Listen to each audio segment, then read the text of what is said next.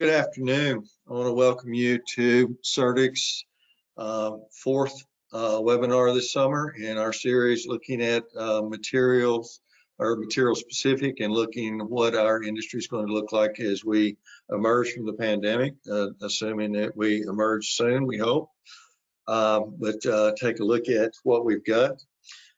We do want to tell you that this webinar will be recorded. So by Friday, it will be posted. You can get to it and see it at that point. We do have all the participants are muted during the webinar. So if you need to get questions to us, please use the question box. That's where we will be taking questions from that and getting them to our panelists during the question and answer period. Please note that if there is anything goes wrong with your audio, but you can still see the video or not, you do have the option to dial in, and the dial in number and code are in the calendar invite that came out with your confirmation. Please note that our next webinar will not be at this hour, but we're going to be looking at tires. I know for some states this is a significant issue, and we're looking forward to that webinar in a few weeks on October 6th, noting that the time does change. SERDC wants to thank our sponsors that make this work possible. Our work we would not be able to do it without that. Our work is about our mission, which is to unite government and industry to bring together to recognize that both sectors are important in recycling and to work to make our material management perform as well as it can or to its best options to feed manufacturing across the region. With that, I'm going to thank our two sponsors that allowed us to host this webinar without any registration fees. ISRI, who will be represented on this panel, and MachineX. And we've got a brief word from each of them.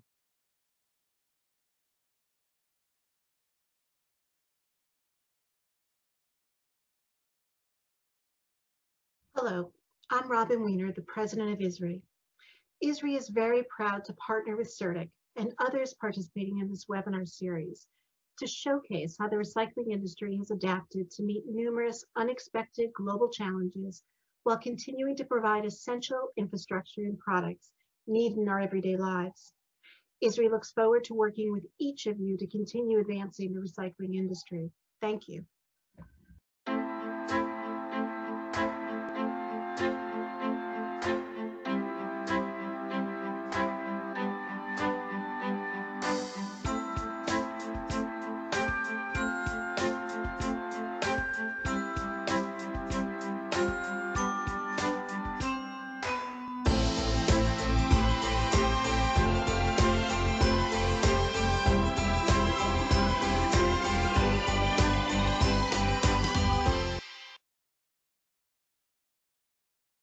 Thank you very much. With that, I am going to hand this over to Alicia Ritchie, who will moderate our session today and introduce the speakers. Alicia.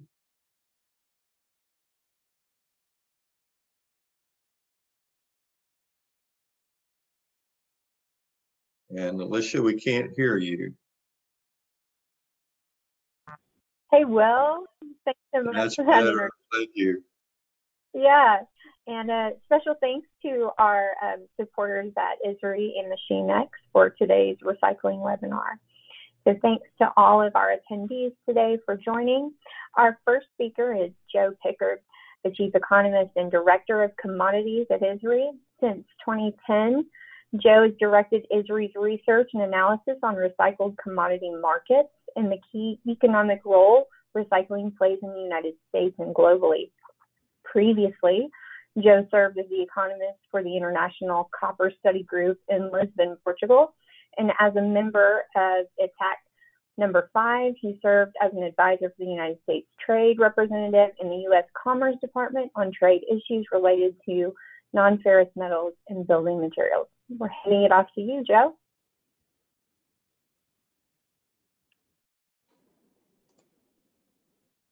That's great. Thanks very much. Hope you can hear me okay. just want to say a quick thank you to SERDC for hosting the webinar, and thanks for everyone who's attending today and sponsoring as well, including Israel, I suppose. Always a little strange when the company you work for is the sponsor as well, but I'm really excited to join today's webinar and try to give kind of a 30,000 foot look at what's going on within the metal markets, what the drivers for recycled metal commodities in particular, take a look at both the domestic drivers and global drivers to kind of introduce the subject, and then look forward to more detailed conversation and questions that you might have later on in the webinar. So with that, can we go to the next slide, please? Great, thanks very much. So this is a look at the trend in recycled commodity producer prices in the United States as measured by the Bureau of Labor Statistics. For those of you who don't know, BLS has a lengthy price series across all the different major recycled commodities, including for the metals. And as you can see in the highlighted portion of the table here, we've seen tremendous year-on-year increases across the recycled metal space, led by iron and steel scrap prices, which as compared to 1 year ago, this is for July 2021 versus July 2020, iron and steel scrap prices up over 103% or more than doubled over the course of the last year. Aluminum-based scrap up about 85% year-on-year, and copper-based scrap up about 48%, again, year-on-year in the United States. Next slide, please. So why have we seen such a dramatic increase in pricing, not just for primary metals, but for metal scrap? Part of it certainly has to do with the strength of U.S. manufacturing recovery coming out of the COVID-induced recession. And we see that continue to show up in the manufacturing indicators in the United States, like the ones that were just released today, actually from the Institute for Supply Management, that showed a manufacturing PMI, which is Purchasing Managers Index level at 59.9 in August. 50 denotes the separation between expansion and contraction, and ISM notes that this was the 15th consecutive month of expansion in the manufacturing sector in the United States. But they do highlight some of the issues that are common across the manufacturing space, but also to recyclers, which I just wanted to highlight quickly. Some of the panelists report that they continue to struggle at unprecedented levels to meet increasing demand. That's a positive thing, and that demand is strong. The challenge is meeting that demand, not as great. All segments of the manufacturing economy are being impacted by record long raw material lead times, continued shortages of critical base materials, rising commodity prices, and difficulties in transporting the products. The report goes on to say the new surges of COVID-19 are adding to pandemic-related issues such as worker absenteeism, short-term shutdowns due to part shortages, difficulties in filling open positions, and overseas supply chain problems. And again, this is common across the manufacturing sector and certainly for recyclers as well. So we're seeing positive manufacturing growth, but a number of headwinds that we continue to face. Next slide, please. We're also seeing that show up in terms of the global manufacturing output. This chart shows JP Morgan's global manufacturing PMI, which actually eased to a 6-month low in August. So it's still in the expansion territory, but it's expanding at a slower rate. And that's due in large part, again, to some of the supply chain issues and the resurgence of the Delta variant and COVID-related shutdowns that we've seen in China and other economies around the world. Next slide, please. But overall, we're seeing strong manufacturing output for most of the metals, including for steel production globally. And with that increase in global steel production, that goes hand in hand typically with increased scrap metal consumption. If we look at the latest numbers from the World Steel Association, they show global steel production was up 3.3% in July.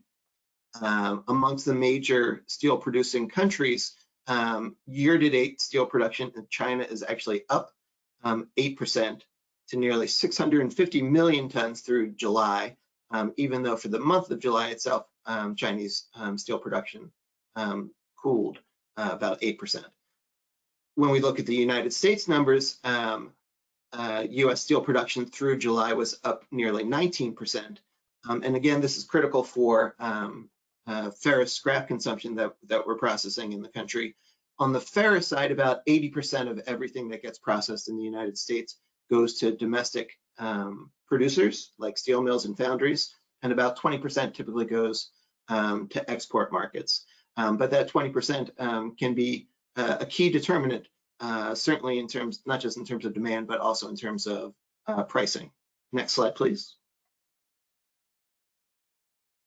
And so when we take a look at the trend in global demand for US recycled commodities, including metals, it's been quite a recovery that we've seen this year, albeit from depressed levels in 2020, of course, due to the pandemic. But the increase in physical demand for recycled metal, in conjunction with the increase in price levels that we've seen this year, means that we've seen the value of our scrap exports increase even more dramatically than the volume. So for example, if we look at the first half of 2021, all US scrap exports combined, including ferrous and non-ferrous metals, paper, plastic, and so on, was up 15% in terms of quantity.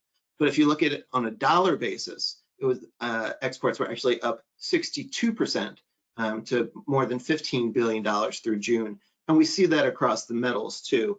When you look at recycled iron and steel, for example, excluding stainless and special alloys, first half exports from the United States were up 11.5% by quantity to 8.8 million metric tons.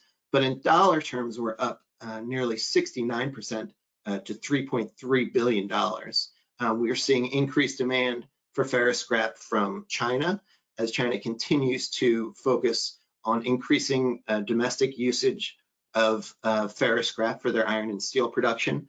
As you may have seen from some of the headlines and press reports, China has announced pretty ambitious goals in terms of ferrous scrap consumption.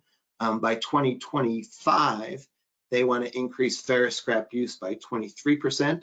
That would be consumption of about 320 million tons in 2025. So pretty ambitious plans there. But we're also seeing improved overseas demand for recycled iron and steel from Vietnam, from Mexico, from Malaysia, Egypt, and elsewhere. Just one other note in terms of the big picture trade scene for recycled commodities coming into and out of the US, we're also seeing an increase in recycled commodity imports into the United States.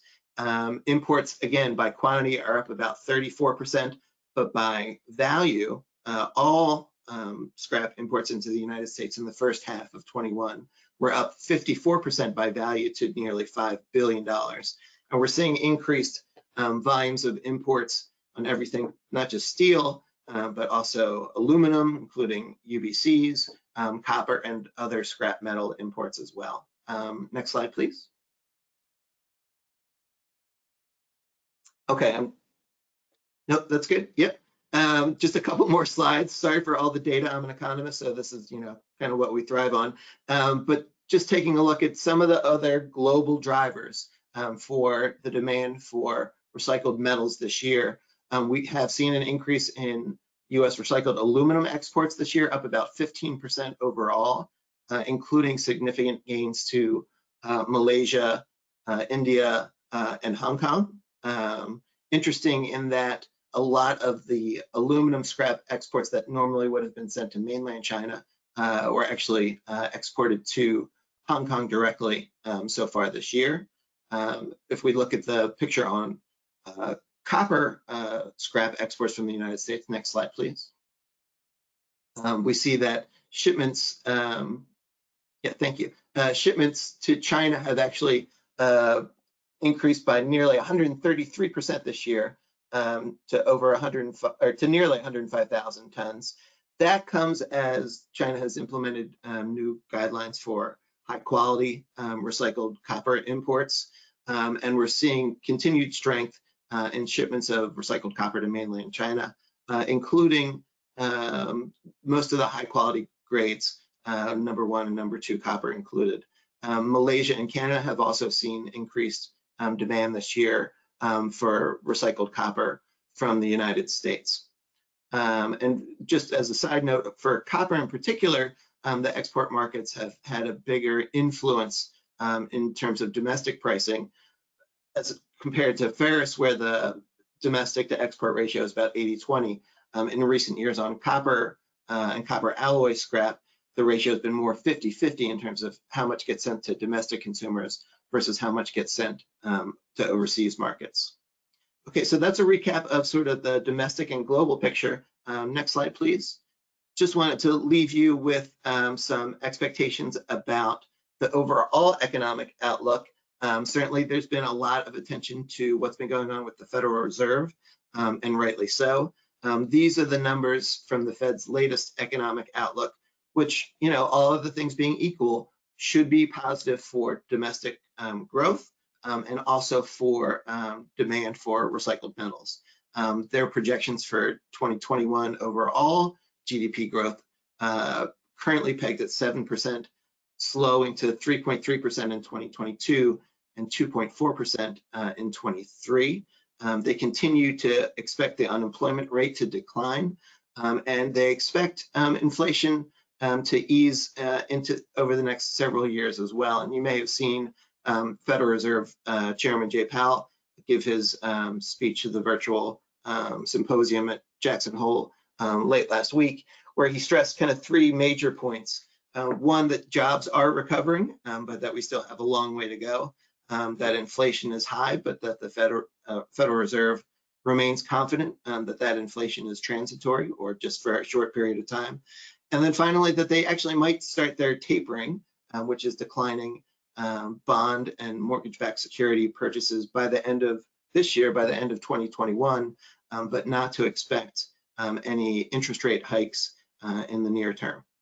So that's kind of the big picture. I'll turn it back to you for a discussion of some of the more metal-specific developments. Thanks very much.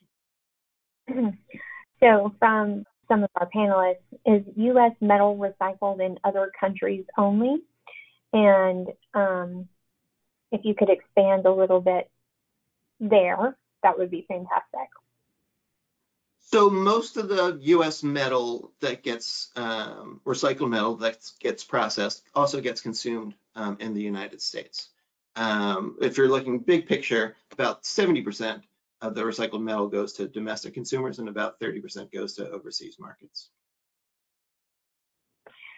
Thanks for sharing that.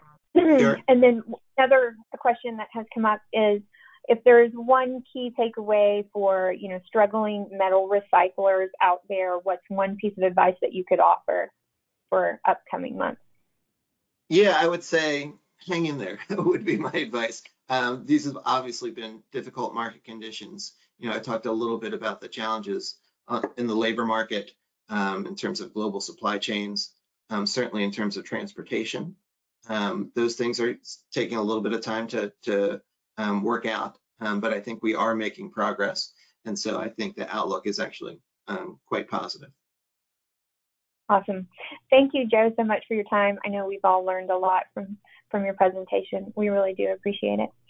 Now we're going to transition over to Scott Breen, who is Vice President of Sustainability at Can Manufacturers Institute. CMI represents the United States metal can manufacturers and their suppliers. His responsibilities include promoting the can as a sustainable and circular package, making sure federal and state legislation regulation reflects the can sustainability advantages, and leading the industry's efforts to build upon the can industry's leading recycling rates. Scott's roles prior to CMI were Associate Manager of the Sustainability and Circular Economy Program at the United States Chamber of Commerce Foundation and Attorney Advisor at the National Oceanic and Atmospheric Administration. Scott, thank you so much for your time and joining us today. Thanks, Alicia. I'm excited to talk about metal cans and get into some of the recycling issues there. So you mentioned already, and thank you for doing that, CMI, we're a National Trade Association, represent U.S. metal can manufacturers and their suppliers. Go way back. We have the black and white photos to prove it, but all metal cans, beverage cans, food cans, aerosol cans, we represent them. So what we see here is aluminum beverage can shipments by year. And as you've probably read some in the news about how beverage cans are really taking off, you see the significant growth. I mean, we're back to being over 100 billion beverage cans a year. And this actually doesn't include the imported unfilled beverage cans that we brought in to meet demand. So can makers are adding capacity.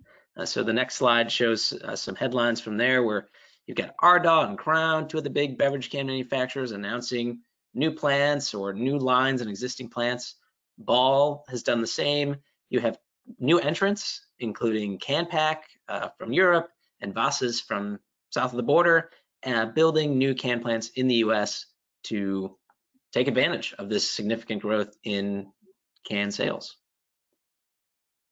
And then food cans. During COVID, there's been quite an increase in the number of food cans sold as people are stocking up what we like to call the cantry with cans, so that if they're at home a bit more, they've got the food cans there to cook with. And we've done some activities to try to engage these new, potentially people that haven't bought food cans in a while, so that they feel good about the purchase, that they can recycle it, and the impact they're having. So I can talk more about that in the Q&A if people are interested, but that's the food can shipment data.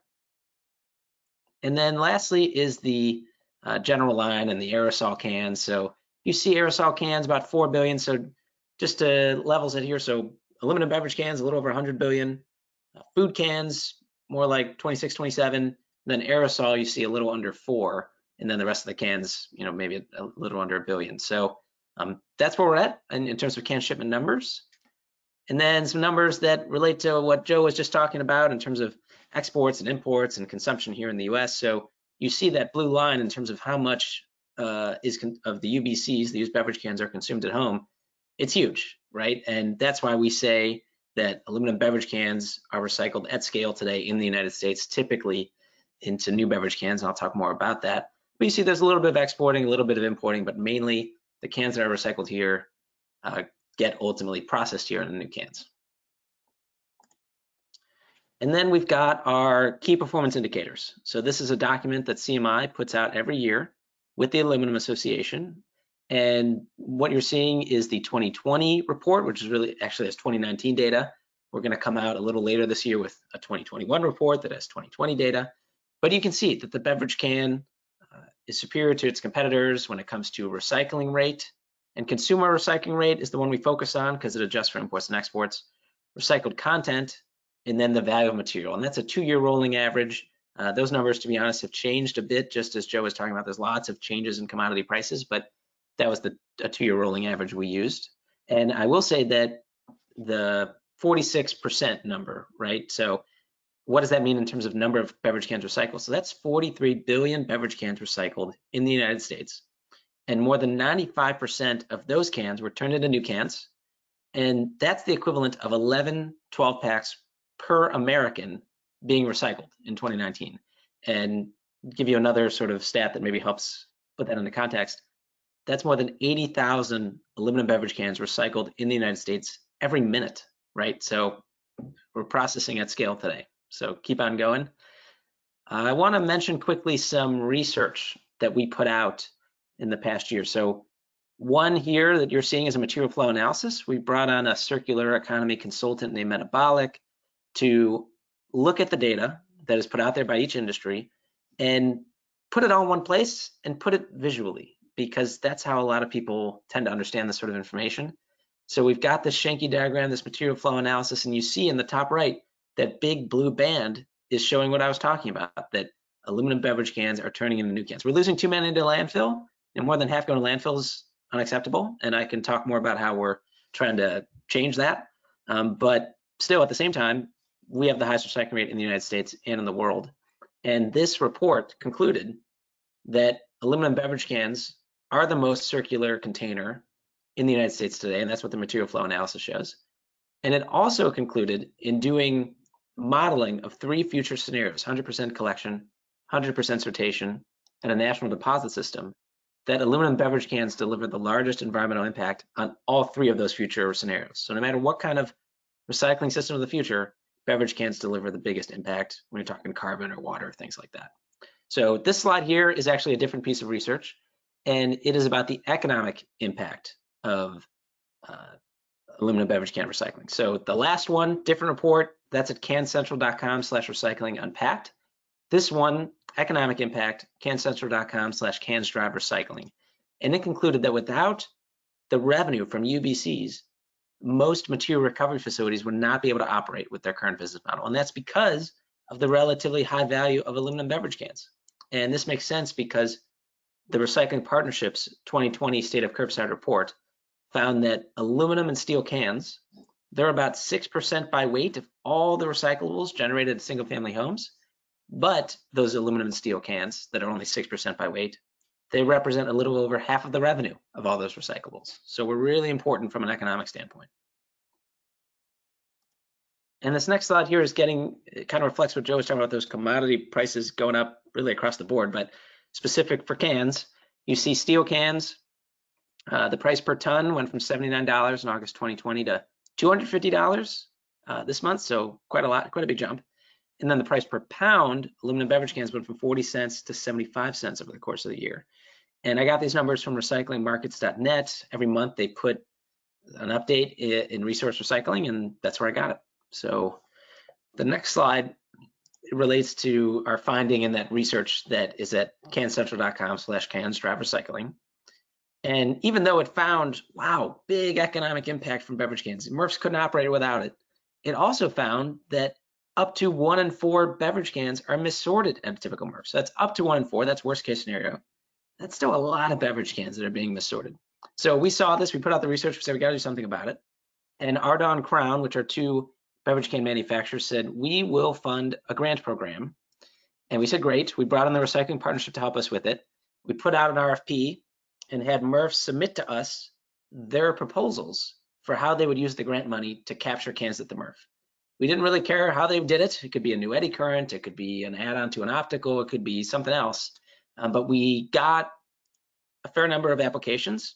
The initial 2 are what you're seeing here. So we had 1 in Texas, 1 in North Carolina, and just with those 2 MRFs, just the equipment we're putting into those 2 MRFs, we're gonna get 36 million cans per year that otherwise would have been missorted.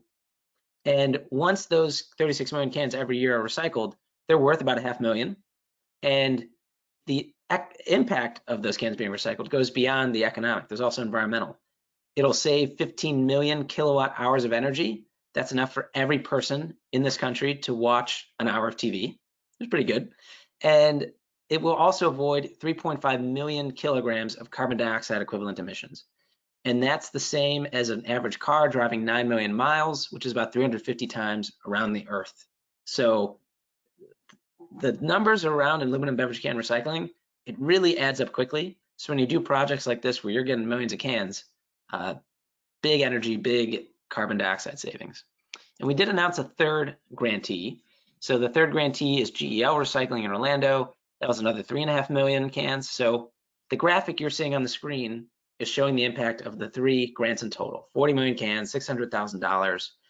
So we're pretty pleased with that result, and we're gonna continue to fund can capture equipment and MRFs. It might become more of like a leasing program rather than a grant program, but we are committed to continuing to help put in this can capture equipment, and hopefully, I mean, the idea is that we don't have to keep doing that more and more MRFs say, oh my God, like millions of cans, this equipment pays for itself, we'll do it on our own. So that's the ultimate goal.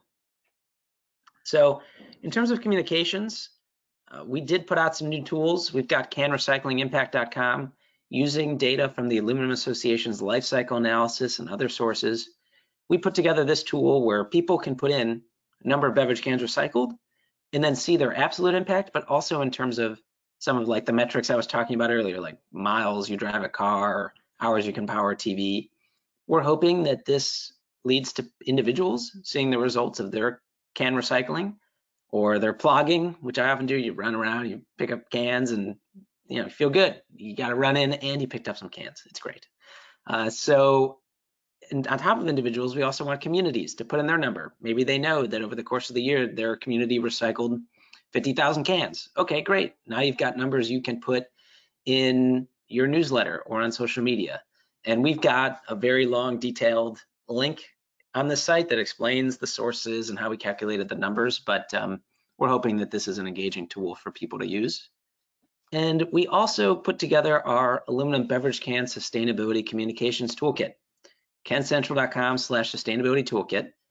And really the goal here was on our website, we had all these stats and graphics and they were nice, but they weren't all in one place, they weren't organized. So we said, okay, we got to fix that. We want to make this easier for people. And you see here that we've got stats and graphics around economic impact, environmental impact, can circularity, recycling at scale. I mentioned the 80,000 cans a minute number. It's all there. And we have the stats with the sources. And then we have graphics. You click on them, you download them, use them. You don't have to run it by us. Just go ahead, put it on your social media, whatever you want. And so the next slide shows a screenshot of one of the sections. So economic impact, there you see the talking points, the sources, and the graphics to download. And just to throw out there some future trends that I'm seeing and that we're going to try to position the can industry to take advantage of. One is demand for data on the climate and environmental impact of recycling certain materials. I think that impact calculator helps to show some of that. Movement on deposit systems. We know that aluminum beverage cans get recycled at a much higher rate in the states that have deposits. 40% of the aluminum beverage cans that we recycle come from just those 10 states. And we've done some of the numbers. If you had a 77% recycling rate for aluminum beverage cans nationally, which is the average rate in the 10 states that have a deposit, that would mean more than 30 billion additional aluminum beverage cans recycled. That's $486 million then going through the system. And that would avoid carbon dioxide emissions equivalent to 7.5 billion miles in a passenger car. So you thought the 40 million cans was a lot. If you had a national deposit system, it would be a big deal. Consumers, we think, are going to continue to seek non-plastic packaging. The Shelton Group in its survey found that people reported actively buying things in something other than plastic and urging friends and family to do the same. It was about a third of all the people they surveyed. That was in 2019. Dropped to a quarter in May 2020 with COVID, but we expect that number to go back up. And ultimately, we want people to buy cans not just because they're not plastic. We want them to understand our story and our advantages, some of which I talked about earlier, so that they get it, they're more likely to recycle, and they stay can consumers for a long time. And then increased interest and investigation of reusables. Certainly, metal is a material type that's used for reusables. We want people to understand the pros and cons around reusables versus, say, beverage cans, and make informed decisions. And we know that is something people are going to be asking more about. Going beyond recyclable, that's getting a lot more attention these days. Some of you may have seen the Recycling Partnership put out its framework as to what is recyclable. It's got comments, I think, due mid-September, if people haven't seen that yet. But I think it's going to go beyond just, are you technically recyclable? And thinking about what actually happens to the recyclables, right? What is this turned into? Is that thing able to be recycled? How many times can it be recycled? How efficient is the recycling process? Things like that, that I think people are going to really dive into, and not just, are you collected by the recycling program? On-pack labeling, innovation, and regulation. We're seeing some companies talking about putting the carbon impact, right, on the packaging. We could see that. And then we are pretty focused on how do we improve the recycling messaging on cans. Just speaking about aluminum beverage cans, normally you pull one up, it just says, please recycle. It doesn't tell you anything about the transformational nature of the material, that it can recycle forever. It typically becomes a new can, things like that. And we know from some recent research that some Penn State University professors did, that if you emphasize that transformational nature, recycling rates increase. And I'm happy to put that in the chat box or send that to anyone that's interested in that research. Additional environmental impact tools for packaging designers. I know the Recycling Partnership has come out with its Plastics IQ tool that allows you to compare plastics to other material types. Qantas has EcoPack. Environmental Research and Education Foundation, apparently they're working on a tool to rank packaging options. So we have aluminum beverage can LCA. We're gathering data so that as these tools become more prevalent, we feel like we need to include our industry information in them, so they're not taking from some generic source, right? So we're following that. We're engaging the people that are making these tools, but we see that as a trend. And then lastly, granular tracking and better sortation of individual packaging. Since I joined, I remember when I got this job a couple years ago, I was like, you know, it'd be cool if we could track individual cans and really show the story of exactly where individual cans went. And it's proven difficult. I still haven't figured out how to do it for a reasonable sum of money. But I imagine as technology gets better, that we'll be able to track individual cans around the country and prove out what I've been saying, that most every aluminum beverage cans that is recycled gets turned into new cans. So I'm hoping we can show that with data. So those are some of the future trends. I've got here my email address. I want to hear from you. I'm always open to talking metal cans. Any idea? I want to hear it to get more metal cans back. Please let me know. And I'm excited to talk questions and hear from the other panelists.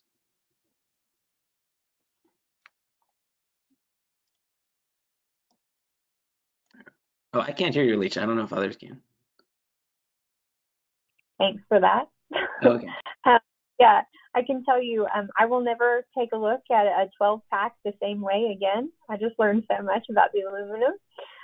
One of the things that has come up in the chat is if you could expand a little bit about our current efforts to keep aluminum out of landfills and what you have seen to be most successful.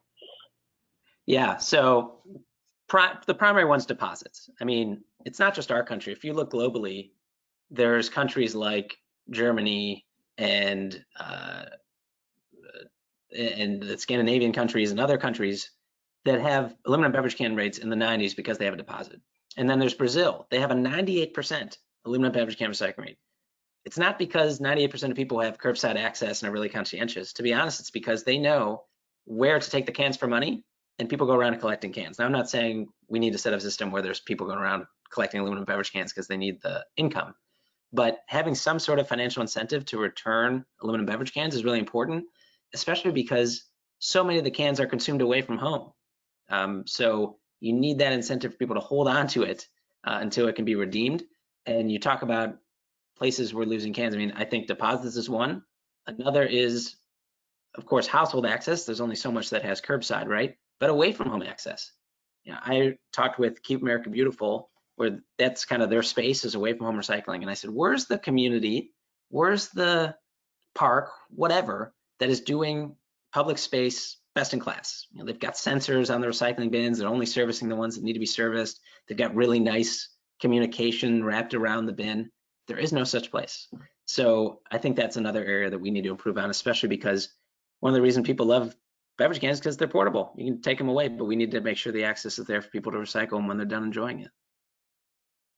Great advice. When you were talking a little bit more about, you know, MRF and processing of aluminum, are the missorted aluminum cans all types or one specific type? For an example, like an aluminum PET, you know, food can, or have you identified that? We've only done the research on aluminum beverage cans, and that one is at cancentral.com/canstrap recycling. That one explains why we're losing aluminum beverage cans. A lot of it's because it gets flattened, either like a hockey puck, or it gets flattened the other way and really flat, almost like as thin as paper. So you can see where it could get missorted. And so we know that there is some missortation with aluminum beverage cans. Our understanding is it's not as big an issue with pet food. You think about typically the aluminum pet food cans are the cat food cans. They don't scrunch like aluminum beverage. And then aerosol cans, same thing. So there's probably some missortation, but we think the main missortation issue is with aluminum beverage. Okay. And so what steps do you feel could be taken to capture more cans in addition to expansion of deposit systems? Well, I think one is the can capture equipment at the MRF. So let's get second eddy currents in there. Let's get add-ons to the optical sorter. Let's go through and play with the glass screens and all the other equipment to make sure it's calibrated appropriately. So that's one. I think if we have better household access, it doesn't just help cans, it helps everybody. We've got some data from the Recycling Partnership showing us that as access increases, the pounds of aluminum beverage cans increases. The same with our recyclables. So household access, away from home access is another. And then lastly, I think just better communications. Like I was saying, on the can, if all we're saying is please recycle, that's not good. It's not telling anyone why they need to recycle. and why, what the impact they're going to have. And I think I buy that Penn State research. I think if people know that this can is going to become a new can, that they're more likely to recycle it than just please recycle. Yes, if you could please share the Penn State research in the chat box, we would all greatly appreciate that. And thank you so much for this, and we've learned so much. Thank you. Sure, thank you. And then we're going to turn it over to Anthony Westbrook. He is the Senior Waste Logistics Specialist with BMW Manufacturing. Wes has been in that position for 21 years, responsible for the waste management and recycling contract for the movement of waste streams from the point of generation to the final disposition. He has helped to drive zero landfill at the plant since end of 2009 and leads the green team at BMW. He works with all departments as well as on-site contractors to promote recycling and the proper disposal of all waste streams. He is currently the chair of recycling market development in the advisory council for the state of South Carolina and current treasurer, former president of the CRA. Thank you, Wes, for joining us today. Turning it over to you. Hey, good to be here. So I do not have a presentation, but just to let you guys know, in the automotive sector, BMW is one of the many companies that is working hard to recycle metal on a monthly basis. We average anywhere between 20 to 25,000 tons of metal recycled. Our metal recycled on site per month is averaging 63% of our entitled recyclable waste. Our top tiers will be obviously metal, cardboard, and then plastics. One thing to echo what was just said by Scott was that we focus on the circular economy. So we're looking at going beyond, and we have gone beyond the recyclable statement, so to speak. We're encouraging all of our associates as well, not just to recycle the content on site, being automotive, but to recycle what they bring in from home on site, since they may not have access to a recycling center. And on top of that, the big thing for Germany is that we are constantly pushing the envelope and make sure that any metal content that is recycled on site, we have adapted and added equipment on site so that we can process that material to go mill direct.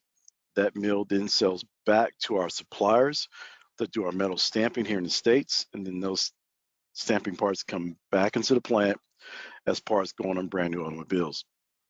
As a result, between 2019 and the end of 2020, our rate was up to 93% captured of everything that left came back in. Obviously, there's fluff and we have whole cars that we recycle, but for the most part, we've improved recycling at the plant here in Spartanburg over the years by 30 to 35% in just the last 5 years. So something that we're really proud of. We're continuing to add equipment on a yearly basis to improve what we're doing and how we're doing it, because our main focus is not just the community that we live and work in, but we care about the entire global market. So we want to do our part to make sure we keep things within the US, keep that economy tight, and maintain the growth. So that is my spiel, and I will open it up to any questions you may have. And I know Jen Dabbs will share all of our contact information. So if you have any questions about equipment or things you need from us, from my side, please feel free to reach out to me. I'm available. I'll send it back to you, Alicia. Hey, thank you so much, Wes. I know one of the major questions right now that is circulating all of our minds is, how long do you feel that the market is currently going to be where it is currently with metal supply for the automotive industry? Have you been able to gather any insight there? I think it's still going to depend, and you can go back to Israel as well, but I think it's going to still depend on the demand. The automobile industry, as a result, as we all know, the famous chip that is causing production to slow down or even stop. For us, we've been fortunate. Here in South Carolina, we have a pretty good supply. The models that we currently build are still selling, so we're able to get chips in from our European partners to keep our production going. So we have not shut down because of that. As a result, I have increased my metal recycling in the past 6 months. So for us, as long as we keep that that circular economy flowing, the metal for us we look at is constantly going up and increasing. As far as the value of that metal, we've seen a steady increase throughout the entire year of 2021. Fantastic. Now, is BMW currently the only car company recycling metal? Could you expand there if you know of more? No. As far as I know and that I'm familiar with, all the companies that I'm familiar with are Mercedes, the big three, Ford, GM, everyone recycles. It just depends on what their philosophy is. For us, we chose to bring equipment on site. So I have my own flattener, my own cuber. That maximizes trans because again, we want to reduce our carbon footprint. I know colleagues down in Mercedes in Alabama, they stockpile their material until I think it's like once a month or once per quarter, they bring in a mobile crusher. So most companies do try to recycle because we've all recognized the fact that even though our core competence is building a vehicle, that byproduct that comes as a result, that can bring back in revenue that can go toward different processes on site, improving equipment, or even associated functions. That's fantastic to know. Thank you for that industry insight. You know, and if any of the panelists want to answer this question, feel free to jump in, Joe or Scott. But how much are any of the panelists working with recycling gas cylinders, and how much are recovered for recycling in the United States? And are these a good source of steel recycling processes as well? And that's from our panel chat. So did you say gas cylinders? Yes. Okay, yes. So we do capture that. Not a large volume. Mm-hmm. The metal content, from what I understand, is a mixed bag of like a shredder steel, low content. Our volume of that, from what I'm looking at, to me, that's to be our shocks. It's like our 10th item that we recycle. So it's not a huge number, but we do try to capture all those we can. And then another from the Q&A is, do you recycle plastic strapping? If so, can you expand on how? Oh, absolutely. Everything from plastic to nylon strapping, everything. The key is keeping it segregated. To echo what the other panelist said, if you have a container, well advertised on what you're looking for, why you're looking for it, and we do that on site quite a bit, you can capture those different commodities. And primarily, we have a plastic recycler, a local company that takes all of our strapping. We keep it segregated. Once you get enough of it up in Gaylord boxes, we then bale it. And we ship out on a weekly basis anywhere from 20 to 30 bales of just strapping. That material then goes to the recycler. From there, it goes on to an extruding process. But the key is keeping it separate because you've got to make sure that you don't mix the nylons with the plastics.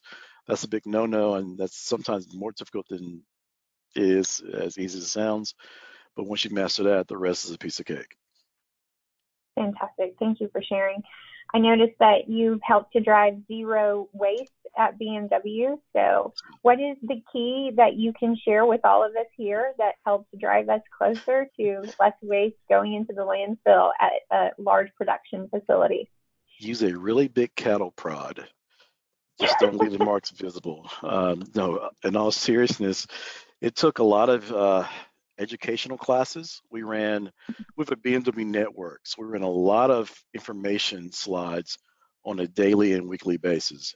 In addition to that, I went into all the technologies from paint, body to assembly, informing them of one, the